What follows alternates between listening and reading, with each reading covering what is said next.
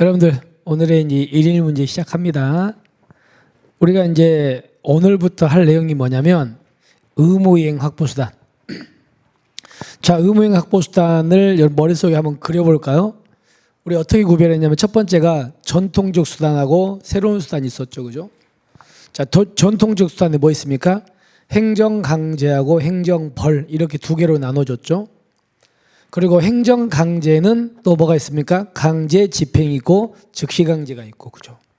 그다음에 강제집행은 상대방이 의무를 이행하지 않을 때 들어가는 건데, 강제집행에는 뭐가 있습니까? 대집행. 두 번째가 이행강제금.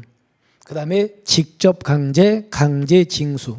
그 중에서 대집행은 무슨 의무를 이행하지 않을 때 들어가는 겁니까? 대체적 자기의무 불이행. 그죠? 우리는 오늘 대체적 자기의무 불이행인 대집행 문제를 볼 거예요. 자, 그럼 먼저 제가 오늘 여러분하고 같이 풀어볼 문제는 이 문제입니다. 행정 대집행에 대한 설명으로 타당하지 않은 것. 자, 머릿속 여러분들은 대집행은 무슨 의무를 이행하지 않을 때 들어간다? 대체적 자기의무 불이행일 때만. 머릿속 기억하시고 이제 지문을 하나하나 뜯어보겠습니다. 첫 번째가, 자, 이거는 이제 뭐 판례입니다. 판례인데 어떤 게 있냐면 우리나라의 공유재산법이라는 법에 보면 뭐라고 되어 있냐면, 여기 있는 이제 공유재산 있죠. 공유재산 대부계약입니다. 한마디로 공유재산은 이제 빌린 거예요.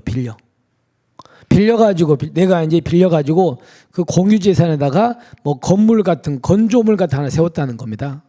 세워서 빌려가지고 계약을 해서. 근데 만약에 이제 나중에 그 계약이 이제 해지됐습니다. 해지되면 나는 당연히 뭐합니까? 거기다가 계약을 맺어가지고 내가 세운 건조물을 철거해야 되잖아요. 그죠? 계약 끝났으니까. 해지됐으니까. 근데 내가 그거를 철거 안 해. 내가 철거 안 해요. 그러면 행정대집행법의 방법으로 할 수 있냐 이거예요. 근데 이거에 대해서 우리 법은 뭐라고 돼 있냐면, 공유재산법에서 바로 대집행법을 뭐한다? 준용한다고 돼 있어요. 한마디로 그 대부계약이 해지됐는데 이 사람이 철거 안 하면 그 행정대집행법을 준용하니까 대집행을 갖다 쓰겠다는 얘기 아닙니까? 그러니까 대집행 할 수 있는 겁니다. 이건 판례가. 그래서 공유재산 대부계약 해지에 따라 원상회복을 위해서 실시하는 지상물 철거 의무, 철거 의무는 대집행법에 의한 대집행 대상이 됩니다. 아시겠죠? 이거는 법에서 대집행법을 준용한다고 돼 있으니까 그래요. 그래서 일단은 맞는 지문이 되겠습니다. 두 번째 지문은요. 자, 한번 따져볼게요. 행정청이 A라는 사람한테 철거 명령을 했습니다. 그럼 이 A라는 사람은요, 이 건물을 뭐 할 의무가 생겼습니까? 철거할 의무가 일단은 생겼다는 거 이해하셨죠? 근데 이 사람이 철거 의무를 이행을 했습니까? 안 했습니까? 안 했습니다. 자, 안 하면 그 다음 뭐 들어갑니까? 그 다음 이제 계고라는 걸 들어갑니다. 계고. 그죠? 그 다음에 두 번째가 뭐예요? 통지라는 걸 들어가고, 그리고 이제 대집행 실행을 하고요. 그리고 나중에 이거에 대해서 비용을 걷어내겠죠? 이게 대집행 절차인 건 다 아시죠? 그러면 상식적으로 생각합시다. 여러분들 철거 명령하고요, 계고하고는 당연히 뭐가 먼저입니까? 철거 명령을 먼저 해야 되겠죠. 그리고 이 사람이 명령이 있으니까 철거할 때까지 기다려야 되잖아요. 날짜까지는. 그리고 철거 안 하니까 계고 들어가니까 철거 명령이 당연히 먼저고 계고는 나중에 이루어질 겁니다. 너무나 뻔한 얘기 아닙니까? 근데 문제는 우리 판례는요, 철거 명령하고 계고가 얘가 먼저 후인데, 문제는 이게 한 장의 문서 있죠. 한 장의 문서로 철거 명령하고 계고가 동시에 한 장의 문서로 날라온 거야. 한 장의 문서로. 그럼 상식적으로 철거 명령이 먼저 오고 계고가 나중에 오는데 이게 동시에 한 장의 문서로 같이 날라왔잖아. 이거를 허용할 것인가가 문제가 된 거예요. 한 장으로 같이 날라왔는데. 근데 우리 판례는 이거를 허용했습니다. 예외적으로 허용했어요. 그래서 보시면 철거 명령과 철거 계고를 각각 따로 하지 않고 일정한 기간 내 위법 건축물의 자질 철거를 명함과 동시에, 얘가 이제 철거 명령이고, 소정 기간 내에 철거 안 하면 대집행할 때 미리 계고했죠. 한 장의 문서로. 그래서 이거를 같이 한 장의 문서로 철거명령 계고를 항의하는 것은 허용되지 않는다. 우리 판례가 허용한 판례가 있다. 허용한 판례가 있다는 겁니다. 이게. 그래서 한 장의 문서로 동시에 이루어질 수 있다는 걸 인정했습니다. 판례가. 아시겠죠? 그래서 일단은 얘가 잘못된 겁니다. 자, 세 번째. 여러분들 대집행은 무슨 의무 불이행이라고요? 대체적 자기의무 불이행인데 문제가 있습니다. 대집행의 대상이 되는 게 그러면 대체적